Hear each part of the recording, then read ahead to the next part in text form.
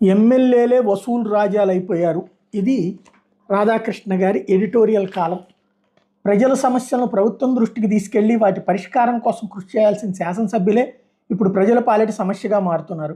కొందరు శాసనసభ్యులు లేని అధికారాలను సంక్రమింపజేసుకుని నియోజకవర్గాల్లో ప్రజలు గాలి పీల్చుకోవాలన్న తమ అనుమతి తప్పనిసరి అన్నట్టు వ్యవహరిస్తున్నారు. ఎన్నికల్లో విచ్చలవిడిగా డబ్బులు ఖర్చు చేయడం, గెలిచిన వాళ్ళు తిరిగి ఆ డబ్బు రాబట్టుకోవడానికి తెగబట్టడం అనేది ఒక విషవలయంగా మారింది. జగన్మోహన్ రెడ్డి అధికారంలోకి వచ్చాక శాసనసభ్యులకు పట్టపగ్గాలు లేకుండా పోయాయి. వ్యవస్థలంటే భయం లేకుండా పోయింది.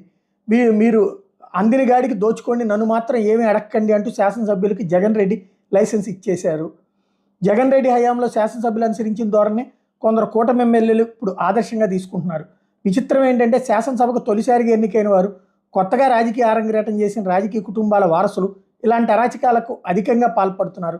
కూటమి ఎమ్మెల్యేల పోకడల గురించిన సమాచారం ముఖ్యమంత్రి చంద్రబాబు దృష్టికి కూడా వెళ్తోంది. అయినా వారిని ఆయన కట్టడి చేయలేక